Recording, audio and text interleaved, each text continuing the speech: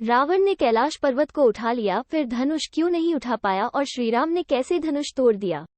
ऐसा था धनुष। भगवान शिव का धनुष बहुत ही शक्तिशाली और चमत्कारिक था। शिव ने जिस धनुष को बनाया था उसकी टंकार से ही बादल फट जाते थे और पर्वत हिलने लगते थे। ऐसा लगता था मानो भूकंप आ गया हो। ये धनुष बहुत ही शक्तिशाली था। इसी के एक तीर से त्रिपुरासुर की तीनों नगरियों को ध्वस्त कर दिया गया था। इस धनुष का नाम पिनाक था। देवी और देवताओं के काल की समाप्ति के बाद इस धनुष को देवराज इंद्र को सौंप दिया गया था। देवताओं ने राजा जनक के पूर्वज देवराज को दे दिया। राजा जनक के पूर्वजों में निमि के ज्येष्ठ पुत्र देवराज थे। शिव धनुष उन्हीं की धरोहर स्वरूप राजा जनक के पास सुरक्षित था। उनके इस विशालकाय धनुष को कोई भी उठाने की क्षमता नहीं रखता था, लेकिन भगवान राम ने इसे उठाकर इसकी प्रत्यंचा चढ़ाई और इसे एक झटके में तोड़ दिया।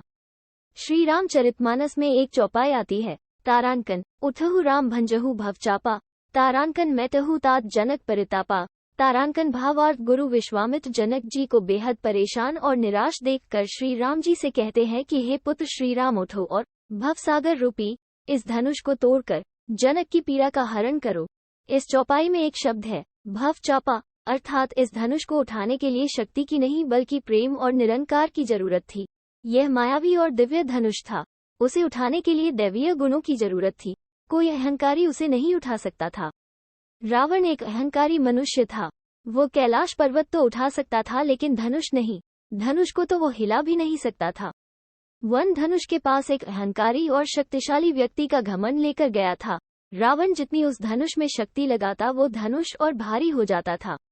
वहां सभी राजा अपनी शक्ति और अहंकार से हारे थे। जब प्रभु श्रीराम की बारी आई तो वे समझते थे कि यह कोई साधारण धनुष नहीं बल्कि भगवान शिव का धनुष है। इसीलिए सबसे पहले उन्होंने धनुष को प्रणाम किया, फिर उन्होंने धनुष की परिक्रमा की और उसे संपूर्ण सम्मान दिया। प्रभु श्रीराम की विनयशीलता और निर्मलता के समक्ष धनुष का भारीपन स्वत ही तिरोहित हो गया और उन्होंने उस धनुष को प्रेम पूर्वक उठाया और उसकी प्रत्यंचा चढ़ाई और उसे झुकाते ही धनुष खुद ब खुद टूट गया। कहते हैं कि जिस प्रकार सीता शिवजी का ध्यान कर सहज भाव बिना बल लगाए धनुष उठा लेती थी, उसी प्रकार श्रीराम ने भी धनुष को उठाने का प्रयास किया और सफल हुए। जय श्री राम, जय गोविंदा।